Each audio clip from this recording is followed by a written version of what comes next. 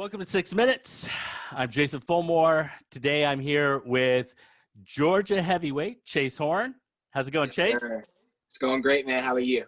I'm doing okay. I'm looking forward to some good wrestling. I got to watch a little bit this past weekend at the Super 32 early entry tournament, and this weekend I'm not going to Florida, but the following weekend you're at Who's Number One, and Right. we'll talk about that and the Grappler Fall Classic, and then we got Super 32. So things are gearing up. So I'm pretty Big excited. month. Yeah, it's Big gonna month. be good. So Yes, sir. let's cover you for the last 2 weeks, because it's been you got a lot going on in the last few For weeks. sure. For Let's- sure. Number one is obviously the shirt that you're repping, which is Yes, NC sir. State Wolfpack. Yes, So sir. what was it about NC State that drew you to Raleigh?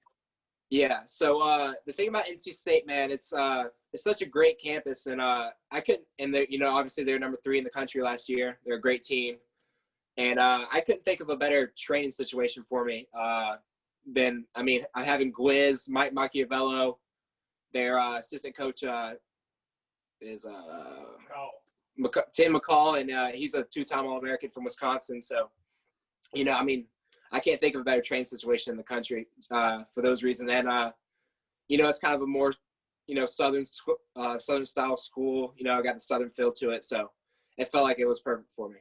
Yeah. So it's nice to keep you down here in the South. Sure. And a lot of Georgia connections to NC State with the Bullards, and I know the Morris twins were up there. They're from Florida, so there's a lot of Southern guys. But Coach Pop is bringing in Northern guys too. So Yeah. it seems like it's a combination of a lot of different wrestlers from all over the place. So it seems like a great situation. The first thing that popped into my head was, I think right before Pettigrew announced that he was going to North Carolina. So have you thought that your training partner might end up being across from you in a dual meet? We've actually talked about that. So, he lives in Valdosta now, or, when he's home, right. And that's about 2 hours away. But, we meet up and practice and, in the middle in Perry. So it's about in the middle of both of us. So we practice about 3 times a week. And I told him, I was like, man, when we go to college, we're going to be closer to each other than we are now. I mean, it's only going to be about 30, 45 minutes away instead of 2 hours. So, I told him that, but he plans on being a 97, so I don't think we'll end up. So he plans on being a 97, and I'll plan on being heavyweight. So, maybe we do. That'd be really cool if we got to wrestle, but, But maybe. I think, yeah. He's getting bigger, man, but yeah, I think he just wants to be a 97. So, definitely be really cool to have a duel, get some. Yeah. So I'm glad you brought that up, because you moved from 220 to heavyweight. Yeah. You were 220, and it didn't seem like you were cutting weight or anything along those lines. Were you just preparing to be able to wrestle bigger guys? Is that kind of the ultimate path for you? Right. Yeah. I saw a lot of heavyweights do that in high school. Like, I think Gable Stevenson did it, and Colton Schultz. I used to always grow up watching them, and they wrestled 220 their freshman, sophomore year, and then as they got bigger and developed more, they bumped up to heavyweight. So I thought that was a good situation. You go ahead and get used to those bigger guys, and it's definitely a difference between the two. I mean, bigger guys. Mm-hmm. I mean, the heavyweights are so hard to move, but maybe not quite as fast. But it's definitely an adjustment for sure. So yeah, well, get that out of the way. Well, and you've got Keontae Hamilton at Who's Number One, and he's a former 220, so he's not your prototypical heavyweight either. So I think it's going to be a really good match. Have you guys wrestled before? No, sir. I think he wrestled Noah. I guess he wrestled Noah last year 3 times. And I think Noah beat him once, and he beat him twice, or they were 1-1 or something like that. So, I think he's really good. Tall kid. I don't know. I think I'm just gonna have to feel him out. But yeah. Have you worked on that at all with Coach Carr on time? Like things you want to work on, like trying, because I know he's good on top from what I've seen when he wrestles. So I talked to Coach. I don't really like to watch film. It makes me think about too much about them. But Coach Carr watched a little bit, and he just says just little adjustments. Getting my hips in on the shots. He just little things so he can't scramble out, and he's a long guy, can't get his hips back, and just just little things, make adjustments.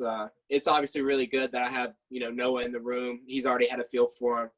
So, I mean, it's a pretty good situation. Very cool. So for people who don't know, you go to West Lawrence High School, Yes, which sir. is kind of small in the middle of nowhere, Georgia, Yeah, right? for sure. For sure. So what is West Lawrence like, for those of us who haven't been there? Yeah, it's it's a small school. It's in the middle of nowhere. I think across the street there's a bunch of cows in a pasture. Like right across from my live, where the street down, there's goats in a cage. Like, it's just a real southern small town place. Not very big, but we actually but West Lawrence has a relatively good wrestling program. Yeah. We've had Gerald Carr. He's went to wrestle Minnesota. Bryce Carr. He wrestled at Chattanooga. And I don't know if you know Anthony Rumble Johnson. He's a UFC fighter, though. Big guy. Big guy, yeah. He came through West Lawrence, too. So. Oh, is that right? Yeah. He coached Carr, coached them. So, nice. Yeah, I mean, we have a pretty good wrestling tradition down there. Yeah, you do. And I was looking back at your team because I'm writing the kind of the preview stuff for this coming year, and you had a lot of graduates. It's for you sure, and a bunch of young guys now. So that's right. You're gonna have to work on them, training them up. So what the trend has been what? Pettigrew went to Blair, Gabe Arnold went to Wyoming Seminary. You've had this exodus somewhat of Georgia talent up north to some of the prep schools, and I'm sure they knocked on your door. So what was it that kept you where you are? Why did you want to stay?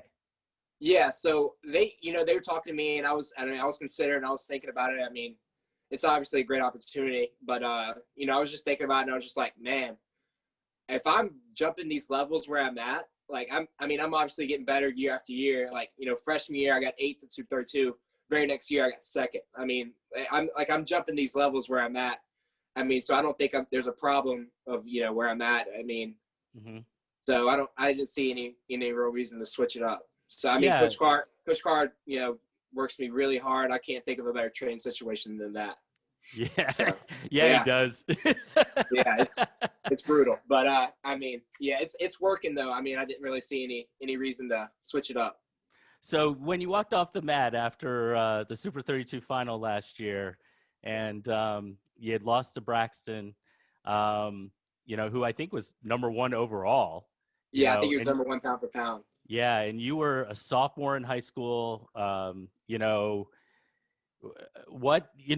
wrestled really well. It was a great match. What did you walk off kind of thinking to yourself? What did you need to work on to get to that that level, to Braxton? Right. So I got off the mat, and I just remember thinking to myself, man, I've never wrestled someone so smooth. Like the way he transitioned from shot to the next, I was just like, man.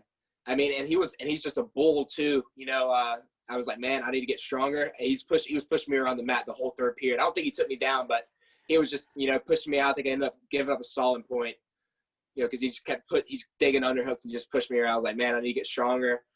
There was little instances where I was this close to finishing a shot or a scramble or something. And he just kind of, so I got to be quicker about finishes. I noticed that, but yeah. Braxton's really good. I think he's awesome. Yeah. No, it was a great match to watch. I thought it was, a match where, you had opportunities, but boy, those opportunities were gone pretty quick. And and when they were gone, that was the way. That's the way it was. Yeah, for sure. So, you talked just briefly before we got on about being up there in NC State and wrestling a little bit with Gwiz and things like that. What is that experience like? Yeah, so about 2 weekends ago, I went up just to hang out with the team and atmosphere and stuff. So I went up there, and I was hanging out with Gwiz and Mock, and I trained with Gwiz that morning, and man, Gwiz, and I told you, Gwiz feels like a brick, man. He's really big and strong, and he's super quick. So, when he wants to shoot, he goes right in. I basically just fell on my face, and kind of, yeah. and he kind of, he helped me in certain positions. He has a really great wrestling mind. He knows, so his knowledge is so high, so it is great to learn from somebody like him, and, get to learn for these next 5 years or so. Yeah, because he's at the RTC, right? Isn't he? Right. Yeah, and Right. and Yeah, Mock is still there too. Right, Mock's there too. Yeah. Nice, nice. So last thing I think that we'll talk about. Oh, are you getting a call, Big Mama? Yeah, my phone said it had a battery percentage. So do you want to tell everybody where you got the moniker Big Mama, since that just popped up on the screen? Yeah. So all the people on the national team, they call me Big Mama, or Gabe Horne likes to call me Large Mother, just throwing something different. Yeah. But they call me Big Mama. They say I'm the mom of the team. I guess I'm just a big guy, and they kind of always like talk to me about random stuff. So. Well, and you're friendly and you're having a good time. I watched, it was funny. I watched you and, Singleton. You guys just roll around all the time before the knockout and all sorts of things. So very cool. Well, last thing I wanted to talk to you about was obviously this big event that's coming up. You've got a couple now. You've got the Who's Number One, then you'll have Super 32, which I assume you're going to. I am, yes, sir. And then we've got the Elite 8 duels that Fretwell has put on. Yes, sir. And you guys have put together quite a team for the Dirty South. So yeah, we have a squad. Yeah, and you guys have wrestled all together for quite a while. Right. Yeah. That's basically the Minions team. I've been wrestling with it since I was in fourth grade. All of us kind of together. But it's crazy to see that now. We're all top 10 kids in the country. Yeah. So did you know that this was coming, or was this a surprise to you as well? And you were like, yeah, man, this is going to be awesome. Yeah. So I didn't hear it. Chittum just kind of texted me, hey man, you want to have a duel against the best 8 teams in the country? And it was like Kong and PA Gold and Cali Gold. And I was like, yeah, shoot, man, sign me up. Yeah. And then it's going to be in your backyard, which is, yeah, right. That's pretty awesome. In Atlanta. He said he was renting out a nightclub for us to wrestle in. I was like, man, that sounds awesome. Yeah. But it just seems like such a cool event. Something for a great experience. I think is going to be really cool. I think it's going to be a lot of good matchups, man. Just the rosters came out today, man. Whew. There's going to be some good ones. Yeah. Well, you were looking at some of the heavyweights, and you've already wrestled, Hayden Copa? Is it Copas? Yeah. Is that how you say it? Copas. Yeah, you've already wrestled him, and a couple others. But, the more opportunities you get to wrestle those guys, the better, right? For sure. That's awesome. Right. Well, I want to wish you best of luck for, a couple weekends from now at Who's Number One, and obviously Super 32, which I'll see you at, and see you at the duels. So best of luck. And we'll be watching. Yes, sir. Go Pack. All right. See you.